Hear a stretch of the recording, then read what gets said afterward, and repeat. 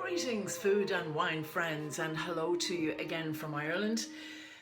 Now, as you all know, our raison d'etre, our reason for being, is the magic that happens between wine and food together. And I know, a little chemistry along the way, we get there. But one of the most versatile and delightful and delicious wines that we've got to play with wine and food together, all over the world from so many different regions, is rosé. And so that's what we'd like to explore with you this week. So let's begin where rosé began, and let's head over to France. In this case, we're going down to the region called Fougères in the south, and we are going to meet winemaker Paul Gordon, who is coming to us from his estate, Domaine La Sarabande. Paul is in fact Australian, and he's going to tell us his story of how he and his wife and family moved to France to make wine, including rosé, down south. And staying in France, we're now going to head up to Paris to meet chef, culinary educator and author, fresh from her New York Times review of her new book, by the way, Plat du Jour, Susan Herman Loomis is coming back to join us again tonight to talk about the foods that sing it with rosé. Now we're going to head across the Atlantic, and our first stop is in North Carolina with our pal, Miss Elizabeth Cooper, who is an advanced sommelier with the Court of Master Sommeliers, and Liz is also the National Sales Director for the Fess Parker Winery from California. Then we're going to slide down to Kentucky and go to Louisville to meet our friend David Dubois, who is the National Education Director and Sales Director, I believe, for Indigenous Selections from Italy, where we're going to talk about Italy's rosé, Rosato.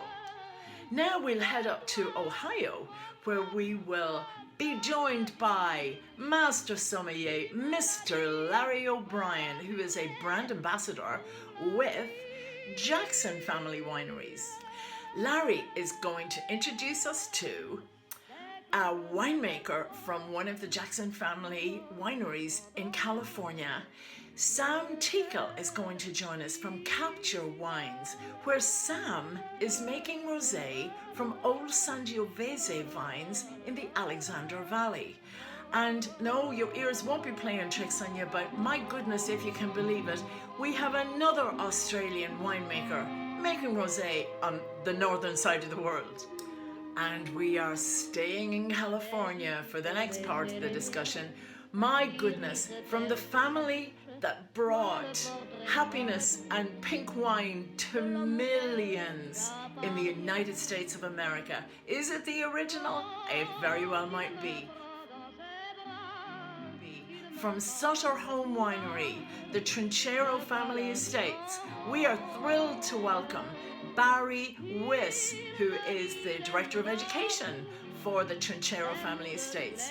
And now we head north, up to the majestic Willamette Valley in Oregon, where there has been an explosion of interest in rosé wines being made from Pinot Noir mostly, but also from other grape types. So we are going to meet our friend Timothy Nishimoto, who is the wine buyer for a chain of shops called Made in Oregon stores, wine stores obviously, and other goods and crafts. But Timothy sees and tastes wines from all over the state, and so we're very much looking forward to his perspective on what's happening with rosé in Oregon. Now, also on the wine side, still in the Willamette Valley, we are delighted to meet for the first time on the Zing Thing Live, Mr. Tom Fitzpatrick.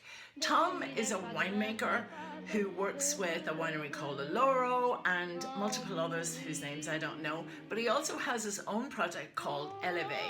And Tom is going to talk to us about how he crafts rosé and looks for the perfect fruit to make rosé in the style he wants to in the Willamette Valley. And where would all this wine be without some amazing food to go with it? We are thrilled to welcome Chef Chris Sarnecki from Dayton, Oregon, and the iconic Joel Palmer House restaurant in Dayton. It's a landmark, folks. If you ever go out to the valley, you really should visit it. We're thrilled to welcome Chris to the gathering. And now, last but not least, we're going a little bit further north up to Washington State and over to the Wine Country campus in Richland, Washington of Washington State University.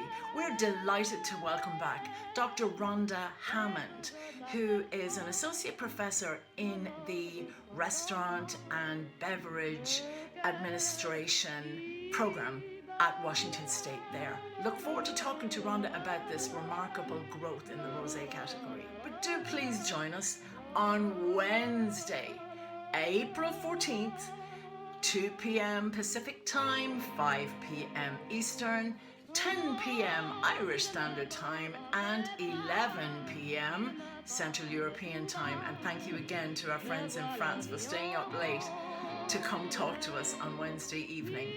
Don't forget a glass of something lovely and pink this week. And we will see you then. Bye for now.